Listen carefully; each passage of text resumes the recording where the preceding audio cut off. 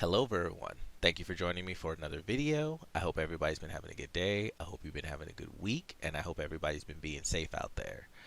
This video is going to be different from my previous videos, and I know I haven't posted anything in a while, but I really wanted to get this done and get it as high quality as I could. But this is going to be a discussion video on Dragon Ball Z Broly, basically OG Broly, because now we have the new Dragon Ball Super Broly that got released in 2019 with the movie, and that's the canon one. This is a discussion on OG Broly because I feel like OG Broly was not utilized to his full potential. I honestly think they could have done so much more with his character, both because he could have had a redemption arc where he was seen as the victim, and his villain arc that they went to, the villain arc that they went with, they could have gone and done so much more with. This is going to be kind of a thought experiment for me, so forgive me if I'm kind of all over the place. I'm going to try to keep all of my thoughts in order.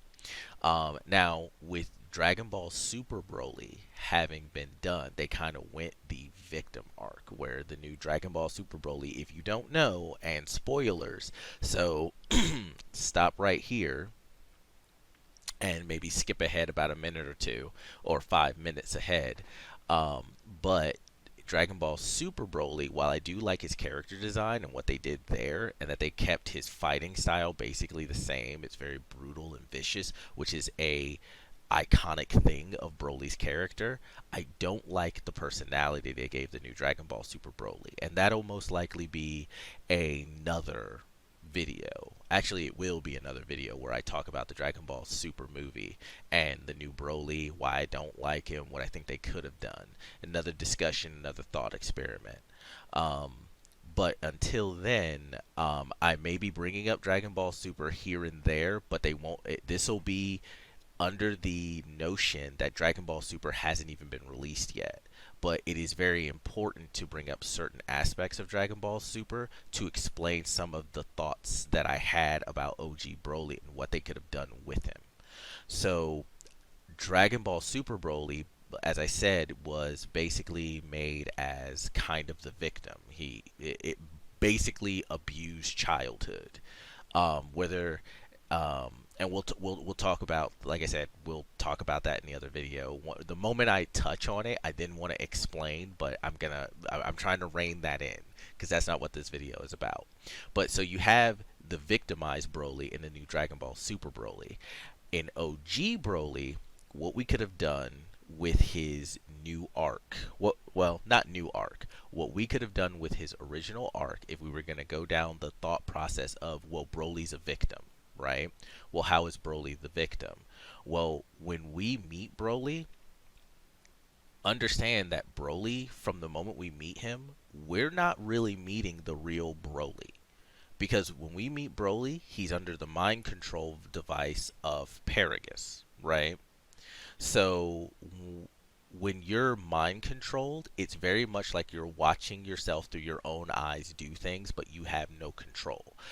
Think of it like when some people wake up in the morning, and it's called like sleep paralysis. I don't know the exact scientific word for it, but it's basically sleep paralysis. I've even had it before.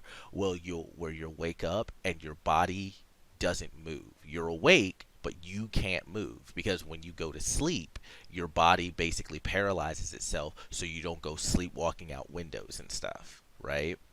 So that's kind of the Broly we meet. We don't meet Broly, we meet a golem of sorts that is being controlled by Paragus. Then, when Broly breaks free of the mind control device, he immediately transforms into the legendary Super Saiyan, which the legendary Super Saiyan is is also not really the real Broly. That is Broly when he is completely overwhelmed by his own power.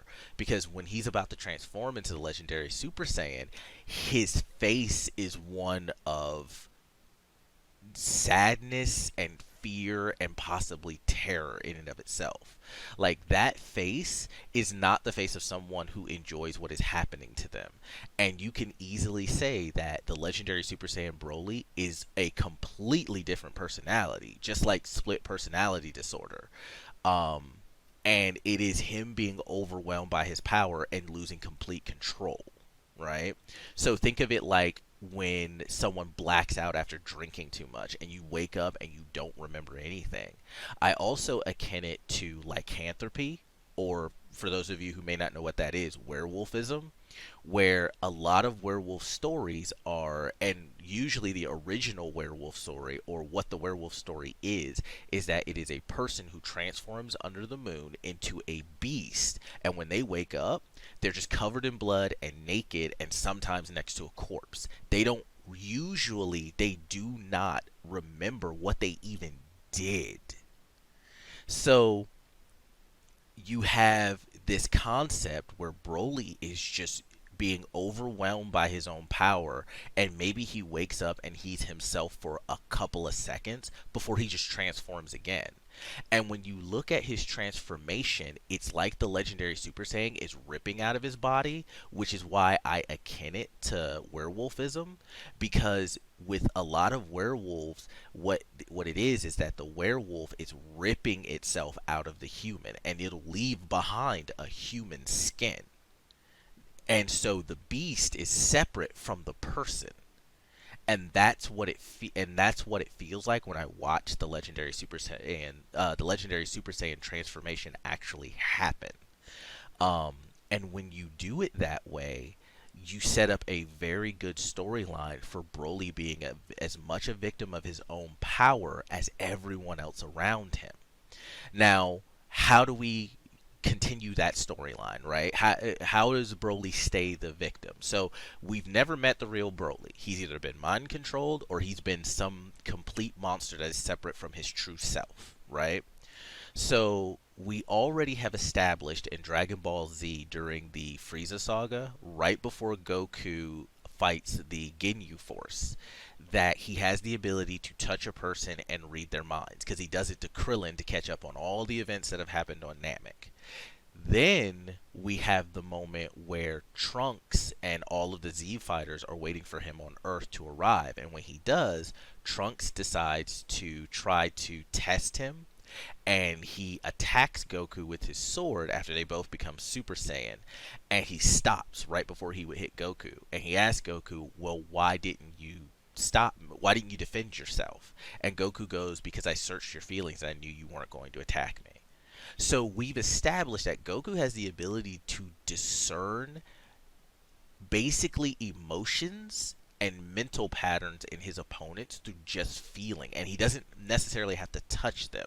Now, this doesn't give him the ability to read Broly's mind, but if he senses a personality within the legendary Super Saiyan that is just scared and just cowed and suppressed by his legendary Super Saiyan personality, Goku could pick up on that. He could pick up on that from the first time they meet, because when he first meets Broly, they're standing there looking at each other, and he might feel the personality being suppressed by the mind control device, and then he might feel that same personality being suppressed by the legendary Super Saiyan.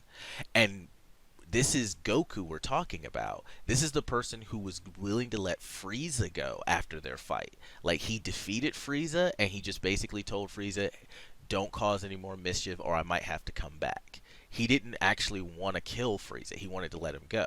So, of course, Goku, if he senses that there is a person inside the legendary Super Saiyan who is the real Broly, and he's just at the mercy of his own strength, then Goku would want to help him. Goku would want to somehow figure out a way to help him control that power so that Broly could exist. Now, how do we make this kind of make sense? Now, we already have the building blocks. If we akin his transformation to legendary Super Saiyan, very much like the transformation that Saiyans normally have into great apes, because, you know, we've seen Gohan transform into a great ape and he went nuts. And we've seen, and Goku killed his own grandfather when he transformed into an ape. And remember, didn't remember anything. Now, what we have seen with the great ape transformations is that sometimes the core personality can be spoken to or appealed to so that it is strong enough not necessarily to stop their transformed personality but at least to placate it, right? Like in the Tree of Might movie where Gohan was on a rampage as a great ape and Icarus was able to calm him down, right? um and then so what we could do is, let's say, so Broly is rampaging across the planet as the legendary Super Saiyan. He's defeating everyone who he fights. He's beating Piccolo, he's beating Vegeta, he's beating Goku, as he did in the first movie. And the movies, just on a quick interruption and a quick little sort of rant. But the first movie was okay, and that's what I'm basing all of my discussion on. All of my thought process, all of my hypotheses are based on the first movie. Because the second movie was bad, and the third movie we will not talk of because it was the third movie. Um, and I feel like there was so much wasted potential here. So the movie has us to believe that Broly is obviously more powerful than everybody combined, but then after everyone has been beaten up, they give what little energy they have left to Goku, and that's enough to defeat Broly, even though they give us a scene before that happens where Broly is specifically stating that he's getting stronger, much stronger. So we're supposed to believe that um Vegeta and Trunks and Gohan's what little power they have left, and they're not even Super Saiyans anymore. They can't even continue to hold their Super Saiyan transformations. They have so little energy left. That what little energy they have left combined with what little energy Piccolo has left was enough to allow Goku to defeat Broly? No, that's bad storytelling. That is not consistent. Even at their strongest, they showed that Broly couldn't be defeated by all of them combined. And what they could have done is, if at the very beginning of the fight they gave Goku's power, all of their power to Goku, then maybe, right, before he then was getting stronger throughout the fight. Because with Broly, he is constantly getting stronger every second of every day, right? He's getting stronger when he's taking a piss, he's getting stronger when he's taking a shit. He's just constantly getting stronger. So what you do is you don't allow them to defeat Broly. They lose. They don't beat Broly. They just, wound him. So what you do is you continue with the fight and they're getting defeated. And then what they do is they just stall Broly. They stall him until the last 3 seconds, 2 seconds, 1 second before the comet Komori hits the planet. This giant, colossal comet that's basically 3 times the size of the planet that they're on, right? So you let them instant transmission because this is during the Android and Cell saga. So this is at a time when Goku already has instant transmission. So what he can do is they stall him until those last few seconds, and then Goku instant transmissions everyone off the planet to the spaceship, just as they did in the show, but it was only after he defeated Broly. In this scenario, they're using the comet and the explosion of the planet to hurt Broly so bad that he's knocked unconscious, and maybe that suppresses the legendary Super Saiyan personality to an extent as well. So now they're all in space. The comet has passed, and we see a scene of Broly floating in one of his green energy bubbles through space, unconscious and hurt. And Goku, who we've seen can sense energy from light years away, can sense him floating in space. So he instant transmissions to Broly and then instant transmissions Broly onto the spaceship because he wants to help Broly. And of course, this will cause a conflict with Vegeta because Vegeta wants to kill Broly. Not only because we're still dealing with the prideful prince who now has someone else who surpassed him, and we've seen plenty of times where the moment someone surpasses Vegeta's power, he just goes off the deep end because he feels like someone wounded his pride by becoming stronger than him. Vegeta's a class act. So what we do is, while the fight is going on, we can have Goku tell Piccolo of his plan. He feels that there's another personality inside Broly's mind, and that is the real Broly. And Piccolo, knowing Goku, decides, okay, we'll try to save him. But Piccolo, always being the smartest person in the room, because this is going to segue into us bringing Bulma into this, because it's really the only thing Bulma's good for. Like, I don't like Bulma as a character, but the woman is a genius and has proven she can invent just about anything. So what Piccolo is thinking, because he's second in intelligence only really to Bulma, what he's thinking is, well, he wants to help him. We have to defeat him. We're going to use the comet to do it. But how do we keep his legendary Super Saiyan body under control? Um, and since Piccolo has basically super hearing, Goku can talk to him anywhere. Goku can even tell him of how the Paragus seemed to be using some kind of device to control him. Hell, even Gohan could tell him, because Gohan was a part of the first encounter they had with Broly when he kind of went berserk and had the blue hair and was attacking them. So everyone was like, what's going on?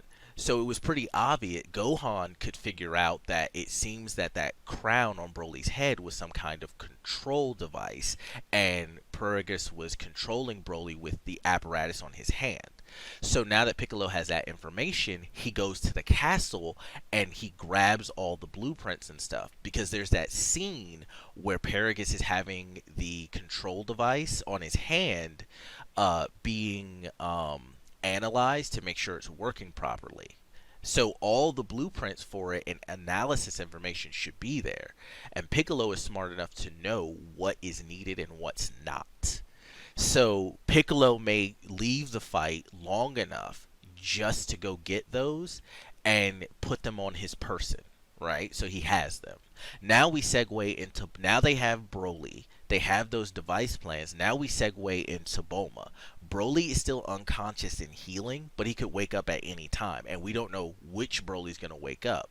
The one that Goku senses is there, but is always being suppressed, or the legendary Super Saiyan, who, if he wakes up, is going to kill everybody and possibly blow up the Earth. So we're on a time crunch as well. So Goku goes to Bulma and he's like, well, we want to, with Piccolo, and we want to create a control device that doesn't suppress Broly's actual personality, but instead suppresses his legendary Super Saiyan personality. And since there seems to be a real division between the two, and Bulma's a brilliant inventor, she can come up with a device that allows Broly to exist while suppressing his legendary Super Saiyan side.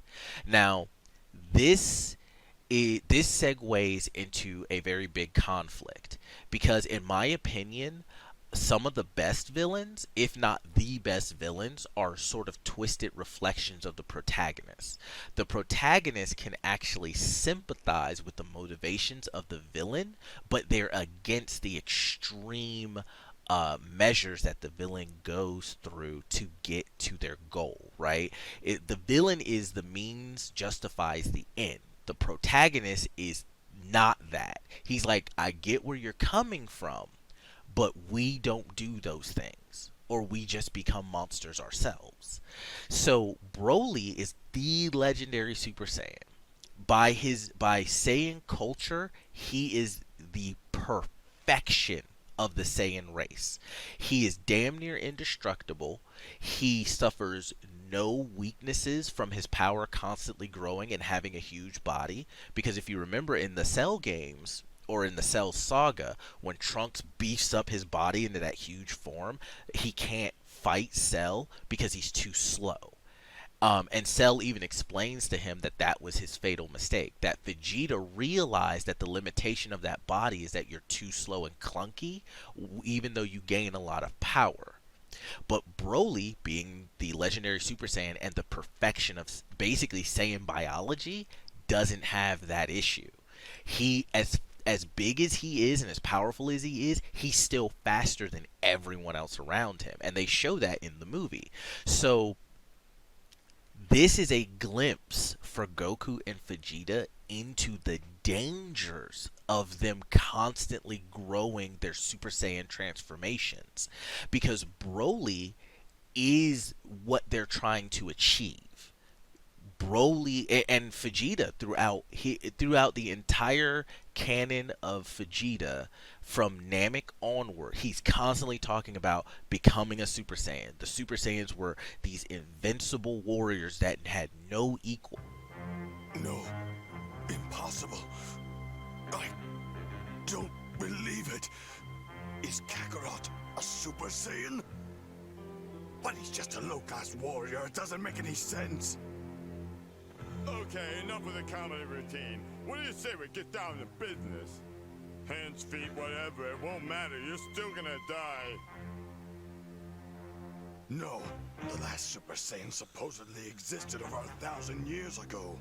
But that was nothing more than a legend. I never actually believed it to be true. Even so, there's no way a low class like Kakarot could achieve it. According to legend, the last Super Saiyan could only maintain his status in the transformed state. His power was extraordinary. He had no equal in the universe, but he was too primitive to control it. His rage burned so intensely that it eventually consumed him, and in the end, he was destroyed by his own power.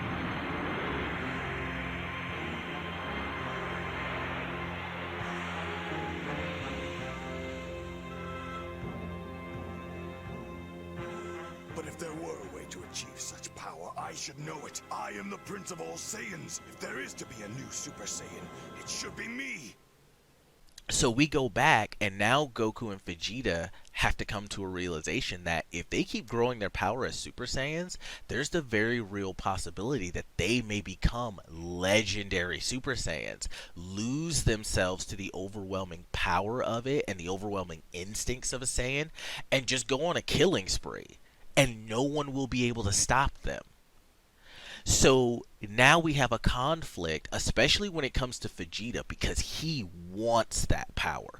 Vegeta wants that power. He wants to be unequal. He wants to be on the summit. But is it worth destroying everything that he's gained so far? Now, we see kind of this in the Majin Buu saga, where he becomes Majin Vegeta. I feel like the whole lead up to Majin Vegeta was not good. I feel like the arc of where he sacrifices himself was great, but his motivations for becoming Majin Vegeta, I feel like they're weak. But it, but having Broly as a legendary Super Saiyan, having him there is constantly rubbing it in Vegeta's face that the pinnacle is there, he just hasn't reached it. And it is an incredible draw for him, right? Especially because he's constantly trying to beat Goku. Especially because he considers it an affront to his pride that another Saiyan warrior has basically become stronger than him. Someone else is now challenging his power. Um, Now, at this point, I'm going to bring up Dragon Ball Super Broly, and this is the reason I say that the legendary Super Saiyan is the pinnacle of Saiyan perfection. It is what Goku and Vegeta's transformations as they become stronger and stronger Super Saiyans is leading towards. There's a scene in Dragon Ball Super Broly, and for those of you who haven't seen the movie, I don't want to spoil anything, and I don't think this is a spoiler, but just in case, skip like 5 to 10 minutes ahead. But there is a scene where Vegeta is transforming into a Super Saiyan, and his hair blinks green like the legendary Super Saiyan hair. So in Dragon Ball Super, it almost feels like they're implying that. And then remember that and then if you think about it, remember that the new Super Saiyan blue hair, Super Saiyan God, Super Saiyan, um, it is basically Broly in his second Super Saiyan form, because when Broly first starts becoming a Super Saiyan, his hair turns blue. He gets that kind of blue metallic color. So these are all implications that the legendary Super Saiyan is what a Super Saiyan is supposed to be. That is the plateau. That is the end goal, to become a legendary Super Saiyan. And also in Dragon Ball Super, we've already been shown that Broly as the legendary Super Saiyan. They call him a mutant in the new movie, but we've already been shown that he is the single most powerful entity in all the universes. His transformation into the legendary, basically with the legendary Super Saiyan hair, his transformation into that literally shattered the walls of reality. Just transforming. So, and then you have to take into account, ooh, lost my train of thought there. Sorry. That's what I warned everybody of, that I might be I might be jumping from this to that.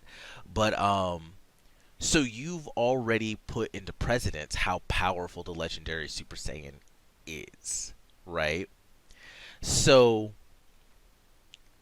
now, once again, it's a temptation for Vegeta, because there's ultimate power right in front of him. And now Goku has to always worry, because Goku is it's there have been a lot of changes to Goku's character, especially in the Dragon Ball Super arcs, but Goku is always supposed to be worried about, the people around him. It's one of the reasons he tends to, when he runs into a character or a villain who's strong enough to challenge him, or he knows it's going to be a big battle, he tries to move the fight away from cities. That has always been a thing for Goku. So now he always has to worry about, if the next time he finds a transformation for Super Saiyan, is it going to be into a legendary Super Saiyan, and is he going to end up being the biggest threat to the people around him that he loves? So, and I like that idea. I like that idea a lot. And now we have Broly. We get to meet the real Broly. We get to find out what kind of Saiyan he is, because Saiyans by their nature are violent and love to fight. That is their natural canon. Even though Dragon Ball Super is trying to retcon some of that, if not all of it. We'll have to see as time goes on. It seems like they're trying to retcon how Saiyan society actually works and how actual Saiyans are. But just from the original canon, Saiyans are naturally violent and love to fight. They love it.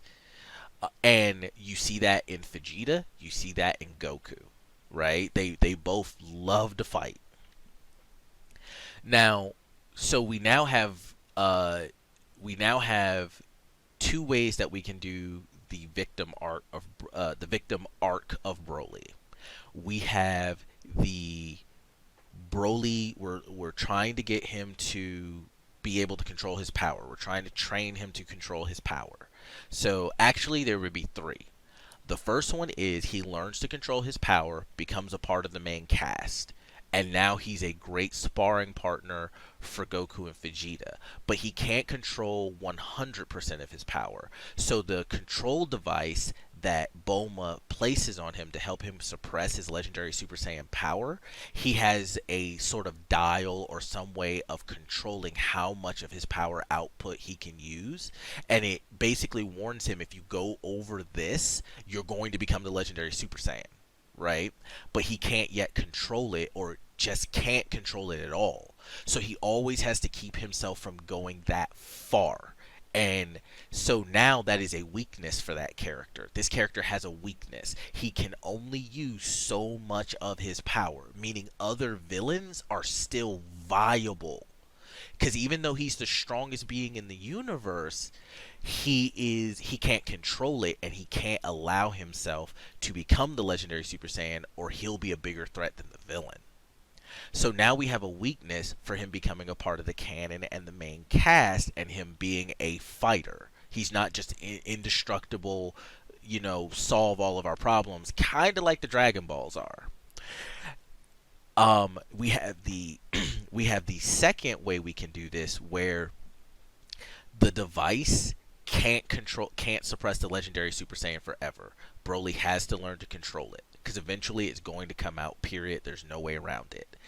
Now we have Broly not being able to control it, and his legendary Super Saiyan side is about to come out. And if it comes out, it is more than likely going to kill everybody. Now Goku and Vegeta have a very hard decision. All of them have a hard decision of, we have to kill Broly. We have to kill him now. And if we don't, he is going to change. He is going to kill us all. We can't stop it. Then you have the third way you can do this, where they have made a decision, we're not going to kill him, but Broly makes the decision to destroy himself, because he doesn't want to hurt his new friends, and he doesn't want to put anyone else in danger. He doesn't want people to be under the same fear that he was inside his own mind every time the legendary Super Saiyan came out. So we have three ways that this can go. And it's a sad ending. Two of them are sad endings, but sad endings can be great if they're handled properly. And I think that that's a really good way for them to go. They don't have to go to sad endings. They can do the one where he can control some of his power. It keeps his character under control. He's not a solution to every problem they have, because he's the strongest thing since anything. Because if he ever loses control, he kills everybody, right? So we have a character that is under control and not too powerful. So that's a fine way to go with it too. He becomes a normal part of the canon. He's constantly striving to control more and more of his power, right? And that's what we can do with the redemption arc, or Broly being the victim of his own power, as much a victim as anyone else. Then we go into what they already did with OG Broly, which is him being the villain. Now, him as the villain is still really good, but I don't think it lived up to its potential, because they've kind of made him just a brute, which is fine. I think the reason that Broly is so popular, and in articles I've read, a lot of the articles I read, the writer stated that the reason they feel Broly is so popular is because he's fundamentally different from other villains. He doesn't monologue. He's there to hurt you. He's there to break you. He's there to kill you. He is vicious and unrelenting in his attacks. He doesn't want to have a conversation. He usually just gets right to it, right? So, and I want to keep that intact. Like, now we go to Dragon Ball Super with Frieza. Frieza has become kind of like a little Hitler character. He's the villain you love to hate, because while he's dangerous and sinister, he's also pretty silly, right? So Frieza fits that fine, and I actually love that about Frieza. I don't like his new Gold Frieza transformation. I think it's a cop-out. The whole thing with the Frieza race is their transformations, and I think they could have went for something much better than that. And I know animation, stuff like that, but the fact that they gave him a color palette swap, I think was just a cop-out. And maybe that'll be another discussion video. If you guys like this and you want to discuss that, we'll discuss that and why I don't like it. But we have Frieza as the little Hitler, right? So what we can do with Broly could be the villain that when he shows up, everybody freezes. In abject terror, Broly just showed up. We are so fucked. How are we getting out of this? That's the kind of villain we really need, because the only other villains in the Dragon Ball canon so far that really fit that mold were Majin Buu in his original form and Janemba from the Fusion Reborn movie. Those were the only ones that really fit that bill, and they too weren't very good. I have a couple of ideas of how we could have done much more with Janemba and Majin Buu in his original form. Basically, Kid Buu. I don't like calling him Kid Buu because he's the original Majin Buu. He's Majin Buu. The other Buu is Fat Buu, and then there's Skinny Buu, and then there's Super Buu, and then there's Gohan Buu, and Gotenks Buu before he became Gohan Buu. So that's Majin Buu, the original Majin Buu. But we'll do that in another discussion as well, and we'll probably talk about Janemba and Majin Buu both in the same discussion, because I don't know if there's going to be much to say about Janemba. I have a couple of ideas of how they could have done better with him. Now, with Broly, back to Broly, because he's portrayed as kind of a brute, but he's not. When he's fighting the Z Fighters and Goku and Vegeta, he is very articulate when he talks to them. This is a villain who has everything. He's extremely powerful, and he's not dumb. He's at minimum at least as smart as Vegeta with what they've shown us. His ability to strategize, his abilities to gauge his opponents, right? So now we have a villain who could stand the test of time. Broly could be the greatest villain in Dragon Ball because now he schemes, and he is a better Saiyan than our protagonist. He is the better Saiyan. He's stronger, he's faster, he's damn near indestructible, right? They cannot fight him one on one. There was even there was an interview they did with one of the writers, and and that writer even stated that Broly was the strongest of all, and that Goku could not beat him in a traditional fight. So, with Broly as a villain rampaging around doing all manner of stuff, we once again come back to the twisted mirror of the villain and the protagonist. And now Goku and Vegeta are put into a situation where they need to keep growing their strength to be strong enough to fend Broly off, but they also, every time they do, are still taking that chance that they'll become legendary Super Saiyans and go in basically insane with the power and just team up with Broly. And now there's 3 legendary Super Saiyans and everybody's fucked. So, and so we still have that as our core. Or we can also go the route of Goku and Vegeta. Maybe they have to find, they find or decide that the Super Saiyan forms are too risky because they might turn into legendary Super Saiyans, and now they have to find a different route to go about growing their power. Maybe, the Mystic Gohan transformation. And now you, later on in the series when Dragon Ball Super becomes a thing, maybe now you can introduce Super Saiyan God and make it a completely separate thing from Super Saiyan. Maybe don't call it Super Saiyan God. Maybe call it Saiyan God, or some such name to detonate that they've gone into the realm of gods. And that gives them the ability to fight Broly on even terms. Because Super Saiyan God in and of itself is pretty silly. Because remember, since Dragon Ball Z, Goku, Vegeta, and a lot of the other characters proved that they were more powerful than any god we'd seen at that point. But in Dragon Ball Super, which this can be another discussion, but just making the point that in Dragon Ball Super, them becoming gods themselves somehow allowed them to fight the gods of destruction. But really, then they have characters, they tell you about how the god of destruction succession works. Then we go into characters who are obviously more powerful than gods of destruction that would beat the crap out of gods of destruction. So what was the point of the Super Saiyan god transformation in the first place? maybe the legendary Super Saiyan transformation is a version, is what the Super Saiyan God transformation is.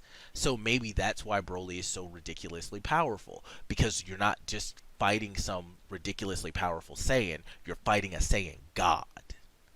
And what it is that all the Super Saiyan transformations before you get to Legendary Super Saiyan are immature Super Saiyan forms. They're defective Super Saiyan forms. They are Saiyans who are trying to imitate the Legendary Super Saiyan, right? They're Legendary Super Saiyans in their infancy. So now you have that dynamic to it. So they need to go up to becoming Super Saiyan gods or some version of it so that they can fight Broly on even terms. And then you can rein Broly's power in with that concept. Um, Now, the villain arc can take a bunch of different avenues. Now, if you go, well, he's just a villain and he's just going to attack them and kill them, how do they stop him? So they don't win. And I see three ways you can go about this as well when it comes to how do they deal with Broly then. So you still have Goku's instant transmission, and we've already seen that Goku can instant transmission light years away. Because he did it when he instant transmissioned himself to the new planet Namek so he could use the new Namek Dragon Balls in Dragon Ball Z. So Making this hard. I'll be quiet.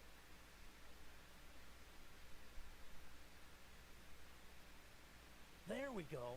I got it. Wow, I can't believe I missed it earlier. It was so obvious. Oh well, thanks for the help, I guess.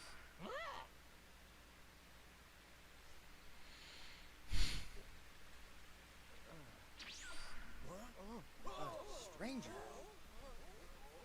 he can as long as he has an energy signal, which we've also shown he can sense over light years.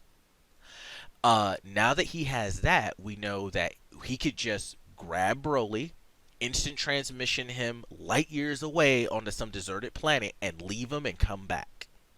Right? Now that would only work maybe 2 or 3 times at best, because Broly doesn't know how to do the technique and it has to be taught to you. It may not have to be taught to you necessarily by the Yardrat, the race on Yardrat who taught it to Goku. Maybe other races know how to do it, but Broly wouldn't know how to do it. And the only characters who have seen the instant transmission once and been able to duplicate it in canon are the original Majin Buu. And that's because he's a magical freak of nature, right? I don't think any other character has been able to duplicate it off seeing it. And the only other character who got it was Cell when Goku instant transmissioned him to King Kai's planet so he wouldn't blow up Earth. And that was a stupid explanation that because his hand was on Cell's body, Cell's cells absorbed it. It literally absorbed a technique that you have to teach out of him. It was really stupid.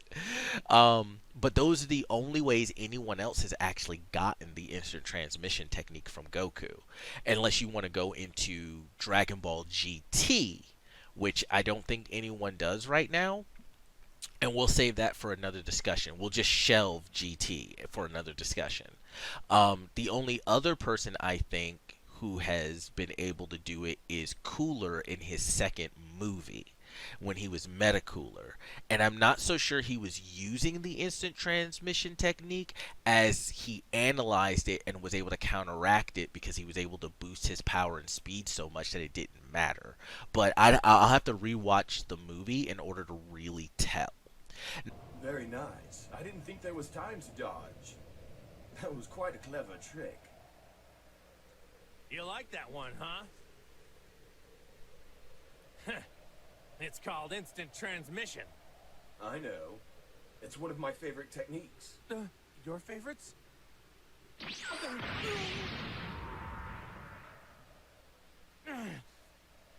This changes things.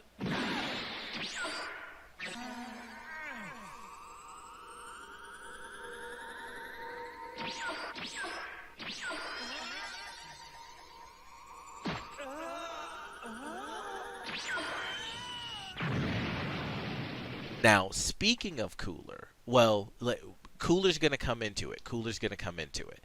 So we have Broly, and their Goku instant transmissions him away the first couple of times, right? How else can they deal with Broly? Well, maybe they don't have another way of dealing with Broly. Maybe when the next time Goku and them fight Broly, Broly leaves Goku alive on purpose. Now, remember, Paragus stated that Broly, by the legend of the legendary Super Saiyan, Paragus stated that Broly would continue destroying planets until he got to the Saiyan's new homeworld, right? So, if that's the case, what if Broly decides to rebuild the Saiyan Empire? And you have to remember that in the Saiyan culture, might makes right. Broly is the strongest, he would be king of the Saiyans. So if he decides to rebuild the Saiyan Empire and become king of the Saiyans, now this is another affront to Vegeta's pride because he's negating Vegeta's he's completely negating Vegeta's claim to the throne as Prince of the Saiyans. So now Vegeta is even more determined to become more powerful than Broly and is more tempted to try to become a legendary Super Saiyan in order to do it. Goku might leave, not Goku, sorry. Broly may have left. What we could do is Broly, since he's an intelligent villain and he schemes, he might be allowing Goku to live because he wants to push Goku to become a legendary Super Saiyan. Because remember, Saiyans like nothing more than a fight, and they like good fights. Now they are predatory by nature, so they don't mind. They can be like big cats at times. They don't mind toying around with something and then killing it. They're perfectly fine with that. But what they really crave is a good fight, right? They want someone who's just close enough to give them a challenge, but not necessarily strong enough to beat them. Goku is the only one that likes fighting stronger opponents so that he can learn and grow.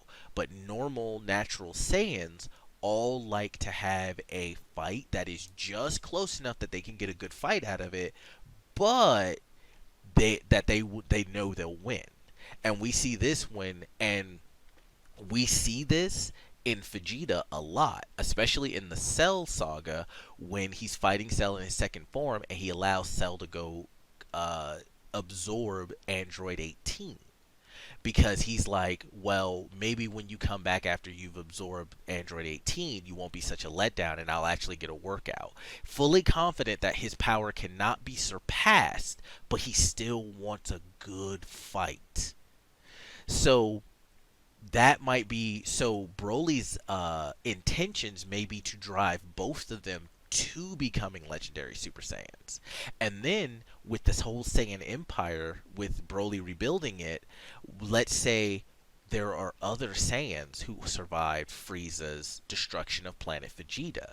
Because there's honestly, even though he called all the Saiyans back, remember there were Saiyans like Raditz, Nappa, and Vegeta who were off-world at the time.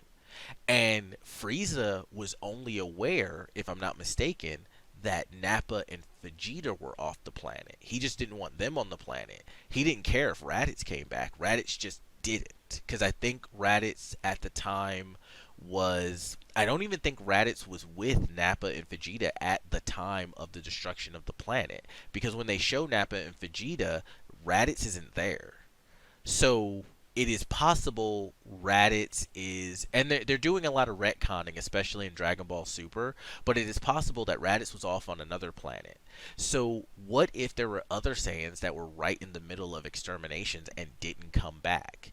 While the Saiyans do bow down to Frieza, it is only because Frieza is stronger than them. There's no reason to think that there would be Saiyans who would have been like, man, screw that order. I'm doing a job here. I'm not coming back until I'm done. Or some of them might have just been like, yeah, I'm not coming back. Not yet. I'm busy, right? Or I just don't feel like it. I don't feel like coming back right now. Or maybe they were like, yeah, I'm on my way back, but they decided to take the scenic route. Right? I was like, well, I'm on my way back, but my ship got kind of damaged, so it took me about a year to get back here. It's not like there's a, it's not like there's a AAA for spaceships out here. It's just gonna take me a while. So it is very possible that there are other Saiyans still out in the universe, and maybe when one of the times Goku instant transmissions Broly onto a deserted planet, he feels the key of another Saiyan and goes around and starts um collecting the other Saiyans to rebuild the Saiyan Empire. Maybe Broly then decides he doesn't want to destroy the Earth because he sees how powerful Trunks and Goten and Gohan are. Maybe he then decides, well, the human race would be good breeding stock to rebuild the Saiyan race. So now he wants Earth as the new home world for planet Vegeta. And it makes sense because there's a race there that produces more powerful Saiyans. Because Gohan, Goten, and Trunks are ridiculously powerful as half breeds. It's just that the show, once again, doesn't do anything with them and doesn't utilize their full potential. Gohan, Goten, and Trunks could be the most powerful characters in the show. They just don't utilize them. They give them a couple of spotlights, or their gives them their 15 minutes of fame, like when Gohan defeated Cell, when Goten and Trunks became Gotenks and fended off Super Buu. So they give them their 15 minutes of fame, but they never really go past that. Even future Trunks, they gave him his 15 minutes of fame when he goes back in time after training in the timeline where Goku lives. He goes back to his own time. He destroys 18, destroys 17, and then kills Cell. So they give him his 15 minutes, but then once again we're jumping to Dragon Ball Super. I know, but then in Dragon Ball Super he comes back again because of the stuff that starts happening in his timeline again, right? So they don't really utilize them. So now Broly wants Earth as the seat of the Saiyan Empire. He's taken away Vegeta's title because he's the strongest Saiyan. He's now king, and he wants Goku to become a legendary Super Saiyan. Not only to bring Goku to his side because Goku would be a powerful Saiyan warrior for him, but also because he would then have someone he could truly fight and go all out against, which is just something in his Saiyan blood that tells him he needs to do. So that's our first that's our like first villain arc. Then we could go our second villain arc, where he's just an uncontrollable monster who's addicted to his own power. And this goes right back to the fact that Saiyans are naturally violent and love to fight. He is completely overridden by his Saiyan instincts. There's no him going to the new planet Vegeta or making a new Saiyan empire. He just destroys, destroys, destroys. He's an out of control animal that is constantly getting stronger and stronger and stronger and stronger. And Goku and Vegeta and them can't defeat him by conventional means. So I don't know, they may try to instant transmission him into a star. Doesn't work. They may, I don't know, maybe they try to poison him or throw him in a black hole, or hell, maybe at that point, that maybe this is where Bulma gets kind of her, maybe now, since this all starts in the Cell Saga, Bulma goes, well, maybe we can time travel and stop Broly from ever becoming the legendary Super Saiyan, which of course has its own ramifications. I honestly don't think anyone should ever mess with time travel, unless you have very much researched how you're going to implement it and really, really sit down and think about it. So this is just me throwing out an idea, but I don't think anyone should go, well, time travel. No, it should be like, okay, we might want to do some time travel stuff. Let's go through all the information we have, really think this out, really plot it out, because it has to make sense. And time travel, even when handled to the best of its ability, always leaves plot holes. It's almost impossible not to, because you're talking about doing something that has a butterfly effect over everything. Everything. Every life, every blade of grass, every tree, every civilization. Literally, butterfly affects everything. So those are two options we can do. We could even what you could also do is, with the time travel thing, So we instant transmission him into a star. It doesn't work, right? Um, Time travel him so far into the future, it is creation has ended and is about to do the Big Bang. So much energy that even he can't withstand it, and that destroys him, right? So that might work. Um, the one I think that is just the best way to do it, especially if you go with the Broly is addicted to his own power, and so he wants to fight Goku and Vegeta because that's his highest high. Because fighting for them is pleasurable, it is kind of like a high, and his own powers amplify that. So he's kind of like a crackhead at this point. He's just trying to get that next biggest high. Well, in the original legend of the Super Saiyan, as I mentioned before, he was literally destroyed by his own power. So what if his addiction just destroys him? So he gets to a point where he reaches critical mass and he just explodes. So now we have so in our redemption arc, our victim arc, we have a new friend, or we have two arcs where it is a tale of a person who is just dealt a bad hand in life and there is no way out of it. And then in our villain arc, we have we have a villain who is so dangerous that every time he enters the room, everyone already knows they're fucked. And those can be really fun villains. We have a villain who is just kind of a power junkie, just raging around everywhere. Also, this is also a good place to segue into Cooler, because what you can do to bring Cooler into the canon is, since his father, King Cold, and Frieza have died, he becomes the new head of the planet trade. And if Broly is reestablishing the Saiyan Empire, that is absolutely a threat to his planet trade, because Broly isn't going to bow down to him and become part of his planet trade. That's not going to happen. And then you can even do an episode where Cooler challenges Broly, shows off his fourth transformation, I think it is, or fifth. Because I think they start off in the small form, which we first meet Frieza. Then the first transformation is them getting big and huge and buff. The third is when they look like an alien. And the second is when they look like an alien. The third transformation is when they look like Cooler does. And then so the fourth transformation should be Cooler's transformation into that bigger form. But I think in the movie, he says it's the fifth. So the fifth transformed state. So he counts the smaller state as one. So 1, 2, 3, 4, 5. Okay. So now we get to introduce his fifth form, and even though it's powerful, of course it can't compete with Broly. And Broly nearly kills him.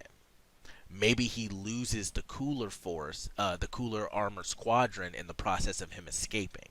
Now, Cooler and Goku and Vegeta and the Z Fighters find themselves teaming up to fight Broly, because neither of them can beat him on their own. And now they have Cooler, Piccolo, and Bulma to put their heads together to come up with some plan of defeating Broly. Maybe they try to use, I know in Dragon Ball Super, and I know I'm taking a lot of things from Dragon Ball Super, I'm trying not to, but there were good ideas in Dragon Ball Super, they just weren't used well. But in Dragon Ball Super, they tried to capture one of their villains in the Mafuba, which is this evil containment wave technique. Maybe they could do that for Broly, or maybe Piccolo, Bulma, and Cooler, because Cooler does seem to be an intelligent villain. They can construct some kind of prison for Broly to keep him in prison for all time. That might work. Or maybe if if Broly is moved to after the Majin Buu saga, maybe that's the transition into Dragon Ball Super, and we bring in the Gods of Destruction. And while Broly can match Beerus in power, Beerus' ability to just erase things out of existence is what allows him to defeat Broly. So we do have options, but if we're just not gonna use DBS as an example, we can still use the Mafuba. We can still use that, or Bulma and or Bulma, Piccolo, and Cooler have the ability to maybe come up with some way of imprisoning Broly or coming because also what you could do is if Piccolo, since he's fused with Kami at this point, maybe they can use the dead zone as a place to trap Broly, because in the Garlic Jr. portion, after they defeated in that filler of Garlic Jr. in the dead zone, they might be able to use the dead zone to defeat Broly, bounce him, throw him into the dead zone and seal him away in there. So I think we do have options for defeating Broly. Um, but basically, in closing, um, I feel like there's so much potential that there was for Broly. He could have been a great villain that could have stood the test of time all throughout Dragon Ball, right? And just because he has a lot of power doesn't mean he always has to exert it. I feel like Broly could have been talked about in the same circles as Sephiroth, in the same circles as Voldemort, in the same circles as Ganondorf, in the same circles as the Terminator, Sauron, Shao Kahn. All these great villains for their particular video games, movies, books, comic reels, I feel like he could have been to Dragon Ball what those villains were to their own stories. Um, and maybe you could say that about any of the villains in Dragon Ball if they were handled correctly. Because I really, really love Dragon Ball. And I understand that it was created by, Akira Toriyama is he's like more of a comic writer. He likes humor and stuff like that. But I don't think you had to lose the humor for Dragon Ball to have a really good story. Because Dragon Ball's story is not good. It has good fights. I like a lot of the characters that come out of it, but it doesn't have a good story. It just doesn't. And what I want is for Dragon Ball to evolve into that triad of humor, good story, and great fights. And we saw at least a glimpse of this in Dragon Ball Abridged. If you don't know what Dragon Ball Abridged is, it's on YouTube. It's done by Team 4 Star, and it is hilarious. Hey guys! Goku! Fail! Wait, what? Goku, I can't help but notice that 5-year-old you're carrying. Goku, just because we picked you up in the middle of the woods when you were a kid doesn't mean you can go around stealing children. Okay. This is actually my son. What a twist! Oh, wow! I guess this means you finally, Know what? Bow chicka wow wow. What are those noises you're making?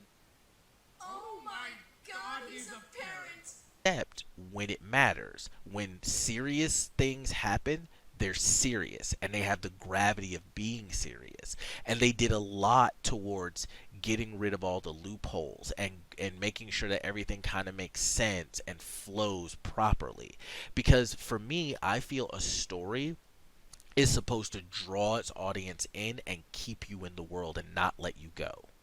But when you do things that jar a person's ability to suspend disbelief, it knocks you out of the story. And if you consistently do that, that makes them then think about what's going on and go, this doesn't make sense, this doesn't make sense, this is stupid. And I know a lot of people are like, well, you just got to turn your brain off. I don't feel like you should have to turn your brain off in a good story. All of my favorite stories have never asked me to turn my brain off. They just wrote the story well enough that things make sense to happen the way they happen.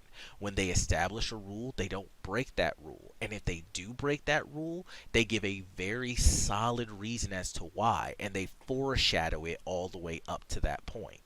But Dragon Ball doesn't do that. Dragon Ball makes a rule and 2 seconds later breaks that rule for everyone involved and does not care. It makes up rules on the fly when it needs to, so on and so forth. So I'll be watching it and I'll be like, you just said that doesn't work. You just said that doesn't work. You just said this, but they're doing this. When you do that, instead of me being in the show and enjoying it, now I have a critical eye. Now I'm scrutinizing everything and I'm finding all the cracks. No story is perfect, but as writers, it is their responsibility to make sure that things are as consistent and flow as well as they can to always keep you in the story so that you go, okay, I'll let that slide. You don't think it consciously, you think it subconsciously. You just go, I'll let that slide because everything else is great, right? Everything else makes sense. We'll let this thing slide. We'll suspend our disbelief right here. And so I want Dragon Ball to evolve into that anime that I can suggest to anybody. That I can even go up to a person who has watched an anime that was terrible and they were like, anime's not just for me. And I want to be like, watch Dragon Ball, watch Dragon Ball Z, and watch Dragon Ball Super. It'll change your mind. Good story, it's funny, and the fights are friggin' amazing. If you don't like anime, I promise you this will be the only anime you like. I want to be able to do that. I want to be, and I have, like, amongst my friends, I'm the only one who really watches anime. Like, a lot of my friends don't really watch anime like I do. But they do have certain animes they like, and a lot of my friends are really picky about the animes that they watch. But they can't watch Dragon Ball, nor do they like it. And it sucks because I see the potential that Dragon Ball has, just like I see the potential that Broly has as a villain, or as just a character in the Dragon Ball franchise. They're just not being utilized. So I just wanted to talk about that and have this discussion to go over all of the different possibilities that they could have went with Broly. And I know I talked a lot about also how they could have made like the movie better, as well as how the overall storyline of Dragon Ball could be better, but that was just how my brain went through the thought process. So thank you for joining me with this. I hope you guys continue having a good day. Hope you guys continue having a good week. Please be safe out there. I hope you join me in my next discussion video. I also want to hear your thoughts about this. You know, go down in the comments. Tell me where you think what they could have done with Broly. Tell me what you think they could have done with the Dragon Ball storyline. And if there are some things I got wrong, let me know. But outside of that, later everybody.